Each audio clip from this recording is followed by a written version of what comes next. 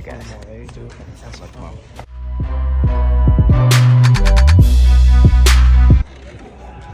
Correct, quick. I doubt that. I believe that.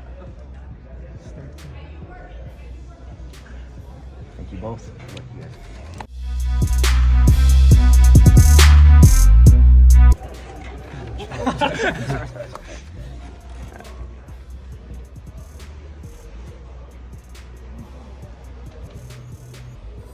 All right, you guys. Good luck to both of you tomorrow. Thank you.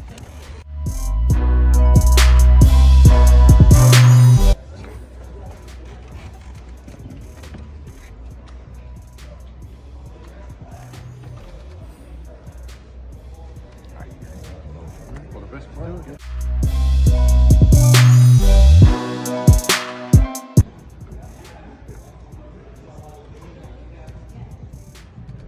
right, good luck to both of you tomorrow. Thank you very much.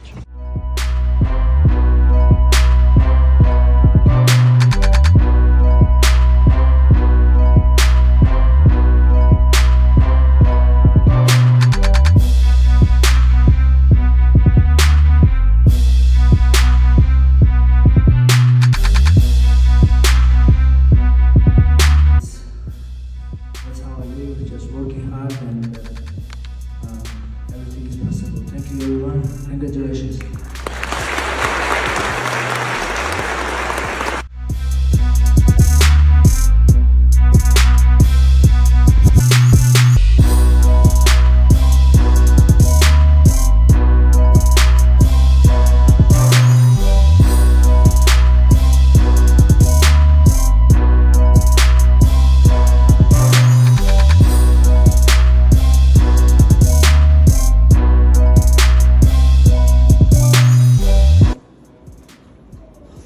What's up, guys? Haters Hudo.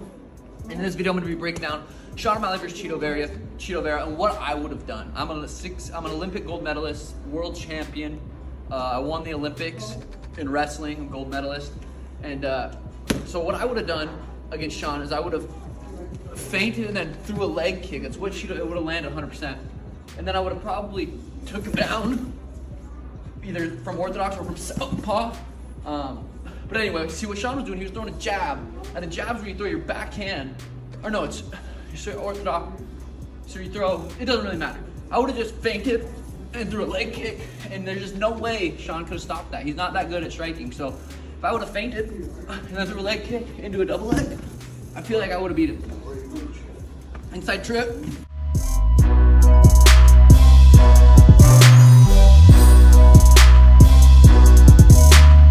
Who do you think Dricker should be fighting next? I don't know, mate. Me. It's hard. Like, call me out your bum. I can see them making that easy fight because of the bad blood between them, because of South Africa. And, oh yeah, I can't really see UFC getting behind Strickland again. No. I don't think they loved him as a champ to begin with, so I don't think like they're really gunning for that rematch. He's a hard person to promote and get in an interview. I don't know. I'm kind of hoping Drickus gets Izzy in a sense, just so that I can fight Strickland, right?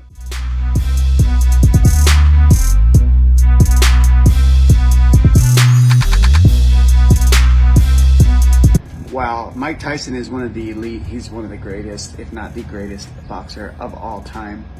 Jake Paul is not. He's one of the best Disney characters of all time. So that coming over, it shows the social media, the Instagram, the Twitter, the TikTok, all this, that is the new pay-per-view. Back in the day when it was Holyfield and Tyson, you had to be the highest level athlete on earth to be able to get pay-per-view points. If you have a following and you're entertaining, that is bigger than pay-per-view this day. Jake Paul proves that. Grateful to him for boxing, grateful to him for MMA, because with the internet being here, pay-per-view sales going down, he shows how to rise the buys, how to bring people into the sport, and it's with entertainment.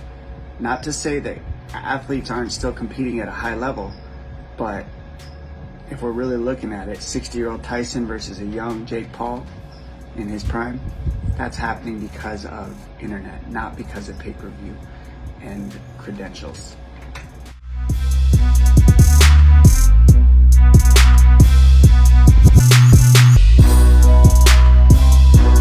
I love Mike. I hate talking about it because he always gets mad at me when I talk about this stuff. When the fight happens, he'll be 58 years old. It'll be a 31-year age difference between these two. Jake Paul will fight a kid his age, and he lost. I just saw this thing on the internet yesterday. I reposted it. If he beats Mike Tyson, he's going to fight Clint Eastwood next. Clint Eastwood's 93 years old.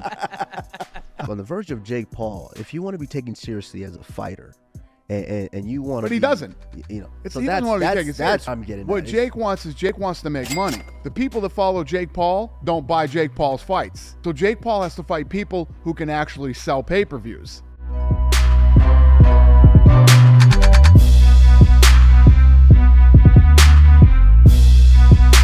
I thought this whole time in my mind that if Topuria was to beat Volk in any way, Volk gets a direct rematch. Volk did enough work to earn himself a direct rematch, and everybody's like, "Oh yeah, but after the knockout and blah blah." Volk earns it. He earns it. He did what he did. He has a bunch of title defensive. Just because he went up to a weight class and lost, I don't think it should affect him at his own weight class. So at the end of the day, I always thought that if Topuria won, no matter what, I still would be waiting because Volk would get a direct rematch.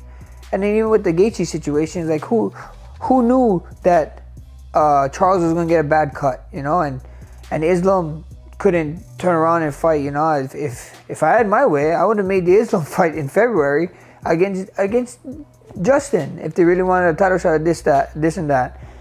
How does a man who got knocked out turn around faster than the guy who won, that knocked him out and fought in February? So that was kind of mind-blowing, but everybody keeps saying this and that. You wait in this sport, the sport goes by you. And goes.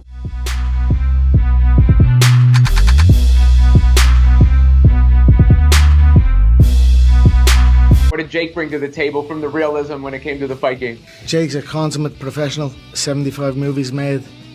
You know, I'm blessed to have entered into the movie alongside him. He was patient with me. He gave me guidance, and I just took it. You know, we had a good rapport on set. He has 75 movies made. I have 75 bar fights made. And that's it. We had a good back. I sometimes had to remind him. I landed one punch. Once. And he hit me with a door. Other than that, it was absolutely perfect. That's true. An amazing stunt team, Garrett Warden and Steve Brown. And they were phenomenal with us. They gave us free rein. And we've done a good job. Hard for you, Conor, at all? Because you've been in so many real fights to realize, yeah, I'm trying to make this look real, but, you know, I am acting. For me, what was hard was it was time consuming. 18 hours on set, very little rest.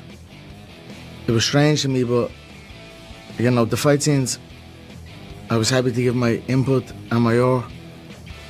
And Jake, as I said, is a consummate professional. We've done a good job.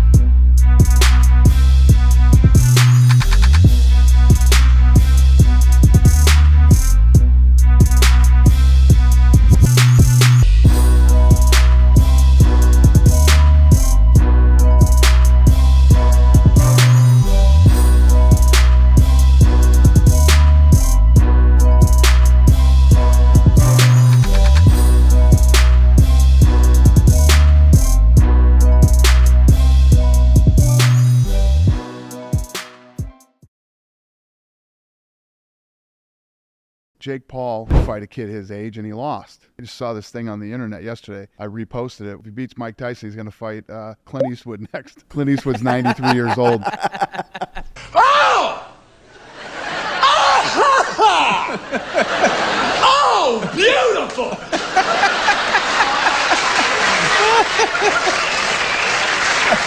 Have you guys heard this one? Oh!